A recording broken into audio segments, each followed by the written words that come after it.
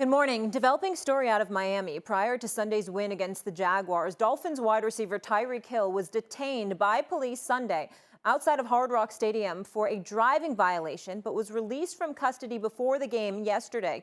The Miami-Dade police released body cam footage of the interaction with Hill. Please be advised, some of the language and video may be disturbing. Hey, don't knock on my window like that, man. Why don't you have your seatbelt on? Don't knock on my window. Why don't you have your seatbelt on? Don't knock on my window like that, no. Like what? Don't knock on my window like that. Why you have it up? Don't knock on my window like that. Why you have it up? I have to knock to let you know I'm here. That way you can lower it and talk to Just you. get my ticket, bro, so I can go. I'm finna be late, gang. Do what you gotta do. Keep it down. Hey! Keep your window down.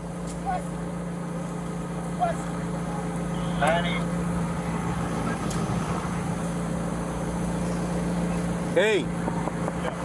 Keep your window down. Don't tell me what. Keep your window down. I'm gonna get you out of the car. As a matter of fact, get out of the car. Give me that. Get out of the car. Give me that. I'm gonna break that window. Get out of the car. I'm finna get out. Get out of the car right now. We're not playing this game. Get out. Get out. Get out. Get out. Get out. Get out. What part of violence do you understand? Hey, Drew, I'm getting arrested, Drew. I'm getting arrested. I'm getting arrested, Drew. I'm getting out, bro. God damn, twin. When we tell you to do something, you do it. You understand? I'm getting out. You understand? Not what you want, but what we tell you. You're a little confused. I'm getting out, bro. Too late. Chill, Too bro. late. All right, bro. Take Too me to late. jail, bro. Do what you gotta do, bro. We are. We will. Good, bro. It is good. Hey, Drew. Hey. Don't worry about it. I hung up the phone. Stop crying. Hold on, bro. I just had surgery on my knee. I just had surgery on my knee, bro. I just had surgery Really? on What my a knee, coincidence. bro. I just heard you in your ears when we go there with your window down. Chill, bro. Chill, bro. Hey, Joe New, bro. Back up. Hey, call Drew. Call Drew. Call Drew. Call Drew. Call Drew. Hey, call Drew. Call Drew, bro. Call Drew. Call Drew. Hey, call Drew, bro. Hey, what? Hey, call Drew, bro. Just call Drew. The Drew Hill is referring to is his agent, Drew Rosenhaus. Hill told CNN last night that he rolled his window back up because of concern about drawing unwanted attention to himself. Before the video was released, the union representing Miami-Dade police officers said in a statement that Tyreek Hill was, quote, uncooperative. One officer has been placed on administrative duties while the investigation continues. Now, after the release of that video, the Dolphins released a statement in part saying, we are proud to have a strong and positive relationship with the Miami-Dade Police Department and other law enforcement agencies and recognize that the vast majority of officers do serve the community with the utmost character and desire to protect all citizens. However, as in on full display in the video released tonight, there are some officers who mistake their responsibility and commitment to serve with misguided power. While we commend MDPD for taking the right and necessary action to quickly release this footage, we also urge them to take equally swift and strong action against these officers who engaged in such behavior. Before the footage was released, head coach Mike McDaniel gave his reaction to the incident. Please take a listen. I think the thing that me up, honestly, to be quite frank, is knowing that I don't know exactly, I don't know what that feels like.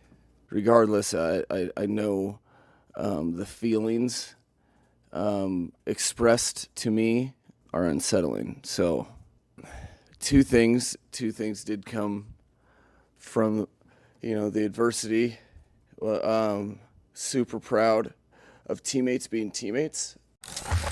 Super proud of our guys understanding the civic responsibility of a platform and intending to do right by it.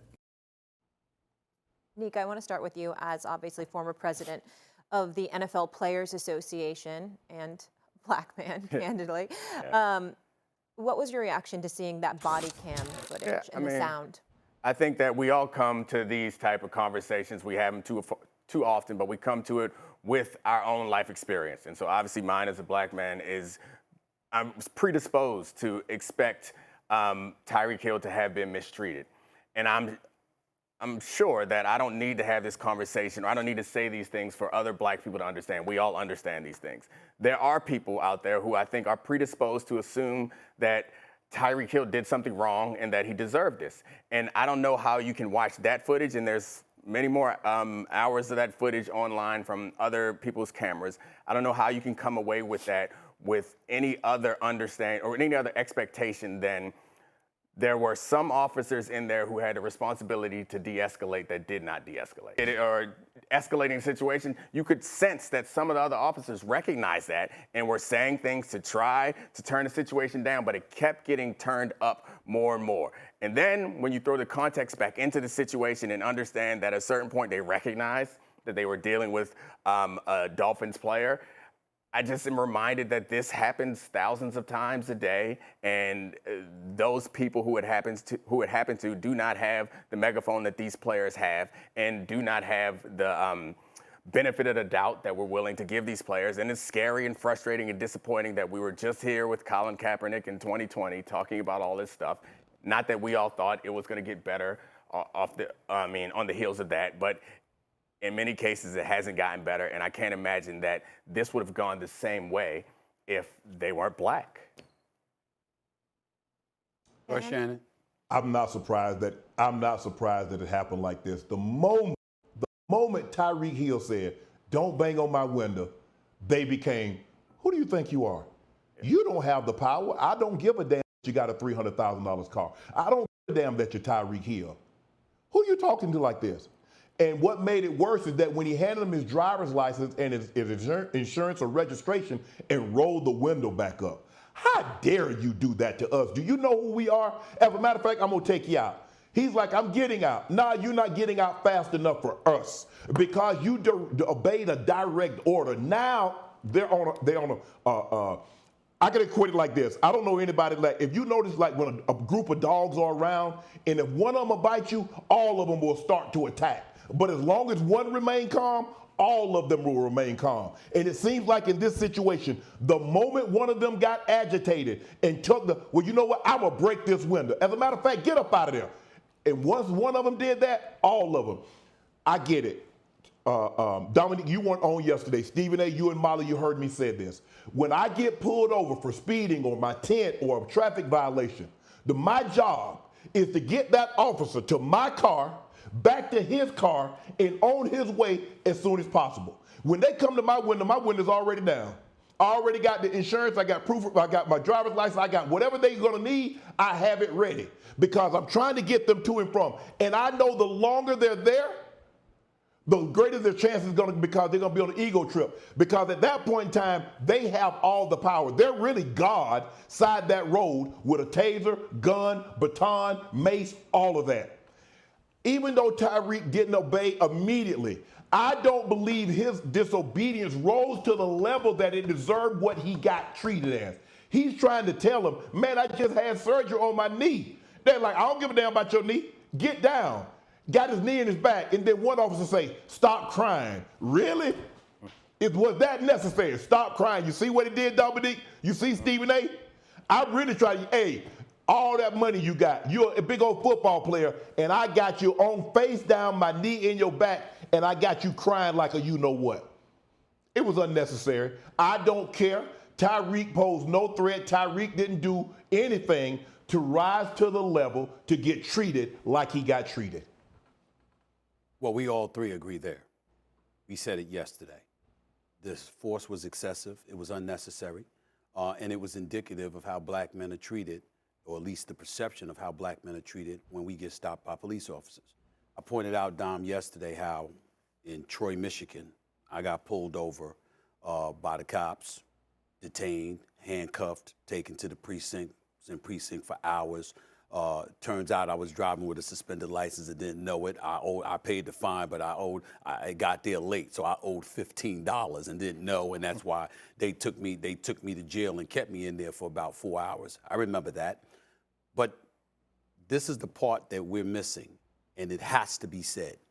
Y'all pointed out exactly what we pointed out yesterday, and I love your point, Dom, about how it's the responsibility of the police officer to de-escalate the situation, and they agitated it more. They made it worse, and there's no question about that. All of those things are true. All of us said that. But when it comes to Tyreek Hill, we also can't let him completely off the hook based on the statement that was made by the police department in Florida. They said, quote unquote, he was cooperative. He was uncooperative. We have a responsibility on this show, in any kind of platform that we have, to make sure we're doing what we can to save lives, to make sure that we're doing what we can to ensure that somehow, some way, you get to live another day and fight that battle. We know how wrong they were. The police were excessive. No excuses. They should be ashamed of themselves, the way they acted. They just went overboard. Totally true. Especially when it came to Calais Campbell as well, who did nothing and put his arms up. He was no threat whatsoever, okay? They told him to step back. He stepped back. He let them know that was his friend. Another teammate, Janu Smith, comes in there. He's by his car. He's on the phone. He's clearly not posing any threat. The police officers were definitely agitated. They were wrong. Here's the problem. We all came on the air seeing the initial footage in complete, unadulterated support for Tyreek Hill. You pull over. They tell you to roll down your window. What's the first thing Shannon just talked about? The first thing they do when they pull us over, they pull me over, all my windows are down. My hand's on the steering wheel. That is not what Tyreek Hill did. Tyreek Hill had his window up. The officer bangs on, knocks on his window. He didn't bang on his window. He knocked on his window. You hesitated to pull it down. The first thing you say is, don't bang on my window like that. Don't bang on my window like that. Don't bang on my window like that. He asked you for your driver's license. You hesitated to give him your driver's license. You said in the post-game conference, hey, y'all, what if I wasn't Tyreek Hill? What if you weren't Tyreek Hill? What would have happened to you if somebody that wasn't Tyreek Hill kept the windows rolled up, hesitated to roll it down, didn't give you the license immediately when you asked for it, and then hesitated to get out the car when they told you to get out the car? See, we got to be responsible. And the point that I'm trying to make is this. In no way should the officers be excused for what they did. I totally agree with you, Dom, every syllable. You too, Shannon, every syllable. But I also am saying, yo, Tyreek, yo, bro, you didn't deserve that. I'm not implying that you did. But the police officers do have the power. When they pull up on you and they tell you to roll down that window and they tell you to give you your driver's license and they tell you to get out that car, that's what you got to do. I would say that there's a difference between, in my view, a public conversation and a private conversation. Okay. I had that conversation about hands on the wheel, windows down, don't move, yes sir, no sir, police. I had that conversation with my dad when I first got my driver's license. Right. The reason why I consider that's a private conversation. That's about the world that you're going to live in. That's not, to me at least, that's not a public conversation. The public conversation is trying to create the world that we desire to live in. This is the world that he does live in, where you have to be overly deferential to the police officers, specifically when you're a black male. Okay. The world that we aspire to live in is where the police officers are responsible in a situation like that. And the reason why I don't disagree with anything you said, these are things that I'm going to say to my daughters and my son when they get old enough to drive also. But the risk of saying that publicly is that it does suggest that, and I know you said it with plenty of caveats, you're not trying to suggest that, but unfortunately, some people will grab on to just that part of you saying Tyreek Hill should have done things differently and create the idea. But Stephen A's intention on this platform is to save people's lives. That's why he's saying, he's not condoning it by any means. He's just saying, I want people to, this isn't right the way we live. I want to save people's lives. I agree, but we all, go ahead, Stephen A. I want to respond to that because I appreciate where you're coming from. And I'm not disagreeing with you. It is a private conversation.